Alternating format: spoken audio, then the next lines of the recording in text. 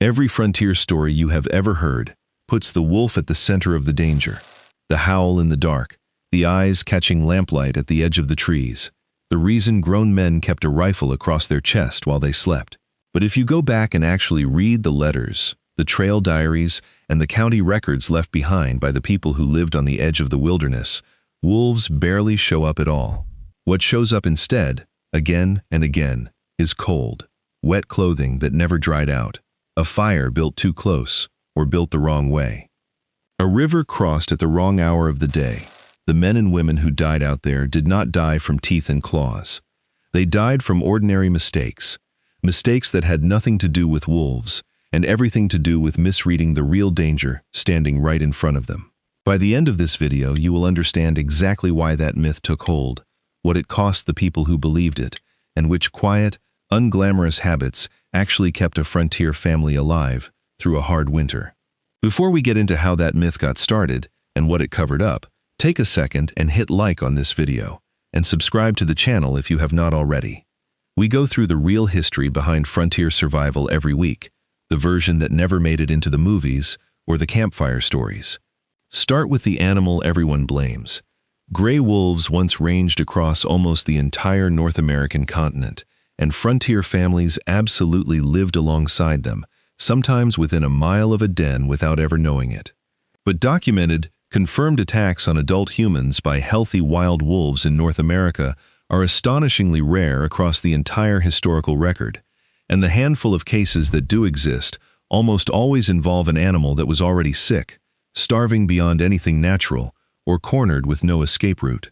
Wolves are built to avoid people. They have keen noses, they hear a camp long before they see it, and every instinct in their body tells them that a fire, a horse, and a group of humans is not worth the risk involved. The fear of wolves that shows up so often in frontier writing came largely from Europe, carried across the ocean by settlers whose grandparents had grown up on stories from regions where wolves occasionally did attack, usually because rabies had stripped the animal of its normal caution, or because a brutal, food-scarce winter had wiped out every other prey source in the area. Those specific conditions were far less common on the American frontier, especially once hunting pressure thinned wolf populations out of most heavily settled regions by the early 1800s. So the fear traveled across the ocean long before the actual risk did, and it planted itself firmly in the American imagination anyway, passed down at firesides from one generation to the next, without anyone stopping to check whether the story matched the ground they were standing on. Meanwhile, the paperwork tells a completely different story.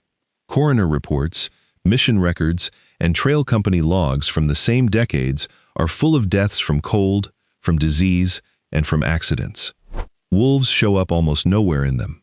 That gap between the story people told and the record people actually left behind is exactly where this myth started doing real damage, because a fear pointed at the wrong threat leaves a person completely unprepared for the one that is actually coming for them.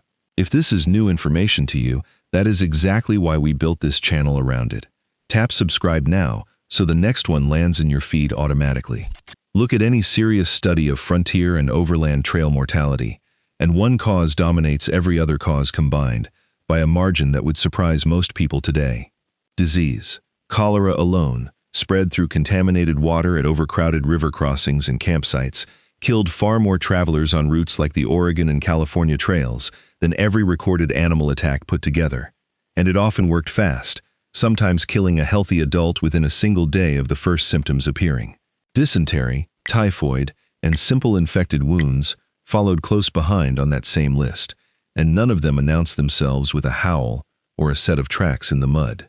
After disease, the next largest categories were accidents that had nothing to do with predators at all, wagon wheels crushing a foot or a leg on rutted, uneven trail, firearms discharging by accident while being loaded, cleaned, or simply carried across a saddle, a constant hazard when nearly every single traveler carried a loaded weapon for weeks or months at a stretch, falls from wagons, especially involving children who rode on the wagon tongue for fun or slipped underneath a wheel while the train was still moving. None of these deaths made it into the folk songs or the campfire legends that got passed down, because a man freezing quietly in his own wet coat or a family losing a child to cholera in a crowded river camp does not make for a thrilling story around a fire, a wolf at the tree line does. So the stories that survived across the generations were the ones with the most drama, not the ones with the most bodies attached to them. That is not some hidden conspiracy. That is simply how oral history works, over and over, in every culture that ever passed knowledge down by word of mouth. The exciting version travels, the boring, deadly version gets forgotten, and the boring version was the one that would have actually kept people alive if only they had paid closer attention to it instead of the story that made for better telling. Here is where the wolf myth stopped being a harmless exaggeration and started actually killing people in a direct, measurable way. Because travelers who genuinely believed wolves were circling their camp every single night made decisions based on that belief, and a lot of those decisions backfired badly over the course of a long journey. Fear of predators pushed people to build fires far larger than they actually needed for warmth or cooking, burning through limited wood supplies faster than they could realistically replace them on a route with sparse timber. A bigger fire also meant more smoke, and more smoke pulled directly into a tent, a wagon, or a lean-to built too close to the flames for extra warmth meant travelers were breathing carbon monoxide and irritant particles all night long, night after night, which left them groggy, disoriented, and noticeably slower to notice real danger the following day. There are frontier accounts describing entire families sleeping practically on top of their own fire, out of fear of what might be waiting in the dark beyond it, only to wake with scorched blankets, singed wagon canvas, or headaches and nausea that nobody at the time connected back to bad air trapped in a poorly ventilated shelter. The fire that was supposed to protect them from an animal that was rarely even in the area ended up doing quiet damage on its own, night after night, in a way that slowly wore down their health, long before any predator ever could have. The lesson buried inside these old accounts is a simple one. When a family builds its entire nightly strategy around defending against the wrong threat, the actual threat gets to walk right past every defense they put up, because those defenses were built facing in the wrong direction from the very start. If there was one true killer disguised as something else on the American frontier, it was cold, and specifically, cold combined with wet clothing that never got the chance to dry properly. Water pulls heat away from the human body dramatically faster than dry air ever does, which means a traveler standing in wet wool in a stiff wind can lose core body heat at a rate that would be almost impossible to match while simply exposed to cold, dry conditions alone. Frontier travelers crossing rivers, caught in sudden rain, or soaked through from melting snow, rarely stopped long enough to dry off and warm up properly, because stopping felt like exposing themselves to whatever might be watching from the trees nearby. So they kept moving in wet clothes, telling themselves that continued movement would keep their bodies warm, when in reality, the combination of wet fabric and a steady wind was stripping heat from them faster than any amount of walking could possibly replace it. Hypothermia does not announce itself the dramatic way a wolf attack would. It creeps in slowly, through shivering that eventually stops altogether, through hands that turn clumsy and useless, through a strange, creeping sense of calm that convinces the person experiencing it that everything is actually fine, right up until it is not. Frontier journals from this era describe travelers who seemed suddenly confused, who slurred their words without realizing it, who insisted on lying down to rest, directly in the snow, against every warning shouted at them by the people traveling alongside them. Those are not random, unrelated symptoms scattered through old diaries. Those are the well-documented stages of hypothermia progressing steadily toward its final, fatal stage. And it happened to people who spent their entire night watching the tree line for a pair of eyes that were almost never actually there, instead of watching their own body for warning signs that were unfolding in plain sight the entire time. River crossings deserve their own full chapter here, because they were, by a wide and well-documented margin, one of the most dangerous parts of any overland frontier journey, and they had absolutely nothing whatsoever to do with predators. Swollen rivers in early spring, ice that looked perfectly solid but was not, and currents strong enough to tip a fully loaded wagon on its side, claimed lives regularly along every major frontier route on record. Livestock panicked mid-crossing, wagons rolled sideways in the current, and travelers who could not swim, which described the vast majority of settlers at the time, went under in water that was often only a few feet deep, but moving fast enough to sweep a grown, healthy adult clean off their feet within seconds. Compare that steady, recurring hazard to the number of documented deaths from wolves during those exact same decades along those exact same routes, and there is really no honest comparison left to make. One hazard was constant, physical, and entirely predictable if travelers had approached it with more caution and a little less overconfidence in their own footing. The other hazard barely existed outside of imagination and inherited fear. Yet trail guides published during the period spend far more printed space warning readers about predators lurking nearby than they do detailing which specific crossings were treacherous and exactly why. Because predators fit neatly into the story travelers already expected to hear before they ever left home. The actual danger sitting directly in front of them, a fast, cold, unpredictable river, got far less attention in print than an animal that was almost never the one that ended up killing anybody at all. It is worth slowing down here and looking specifically at how disease actually moved through frontier camps, because understanding the mechanics explains why it outpaced every other cause of death by such a wide margin.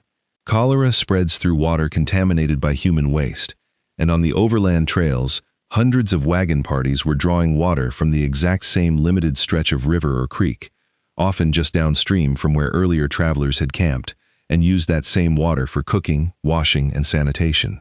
A single infected traveler could contaminate a water source that every family behind them on the trail would then rely on for days. Symptoms could appear within hours of exposure, and severe cases could kill a previously healthy adult in under a day through extreme dehydration alone. Entire wagon parties were sometimes reduced by a third or more within a single week, when cholera swept through a crowded river crossing camp. Compare that speed and scale to a wolf encounter, which even in the rare cases where one occurred, involved a single animal and at most, a handful of people. Disease did not discriminate between the cautious and the careless, the way people like to believe predators might.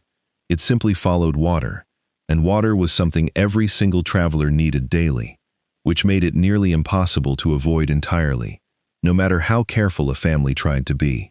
The travelers who fared best during outbreaks were not the ones standing watch against animals at night. They were the ones who understood, even in a rough, practical way, to camp upstream of larger parties whenever the terrain allowed it, and to boil water before drinking it, rather than trusting a clear-looking creek at face value. Here is the piece that ties everything in this video together, and it is the one modern people watching from a warm living room tend to overlook completely.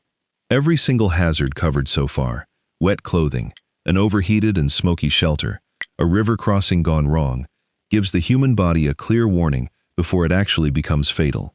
Confusion is a warning. Slurred speech is a warning. A sudden, overwhelming urge to lie down and rest in the cold, when every remaining instinct should be pushing a person to keep moving toward shelter, is one of the clearest warnings the human body is capable of sending. Frontier travelers who died of exposure were rarely caught by surprise in the dramatic way a wolf attack in a story would catch someone off guard.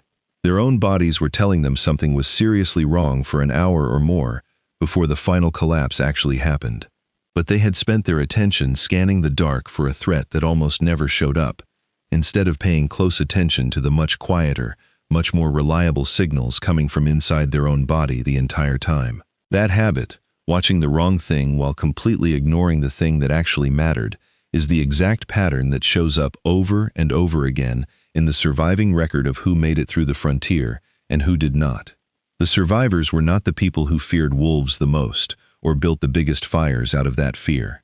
They were the people who paid the closest attention to their own condition, their own clothing, and their own judgment, hour by hour, night after night, all the way through the journey. Put all of this together, and the real story becomes completely clear. The camping myth that supposedly protected frontier families was actually distracting them from the hazards that were doing the real, measurable damage the entire time. Disease outpaced predators by an enormous margin across every serious record we have. Accidents involving wagons, firearms, and water outpaced predators by a wide margin as well, decade after decade. Cold, made significantly worse by fear-driven decisions around fire size and wet clothing, quietly killed people who never once actually saw an animal on the night they died. The wolf became the villain of the story because a wolf is dramatic, because a wolf fits neatly into a frightening tale told around a fire long after the danger has passed. But the actual killer was almost always something far less exciting, and more importantly, far more preventable. Wet clothes left unaddressed for hours, a fire built out of fear instead of built for practical warmth, a body giving off clear warning signs that nobody around it had ever been taught to notice, because everyone present was staring into the dark instead of paying attention to the person right beside them. That is the myth this video set out to correct, and it is worth remembering any time modern outdoor advice still leans harder on the dramatic danger than the ordinary one, because the underlying pattern has not really changed in 200 years. The quiet hazards are still the ones doing almost all of the actual damage. The dramatic ones are still the ones getting nearly all of the attention.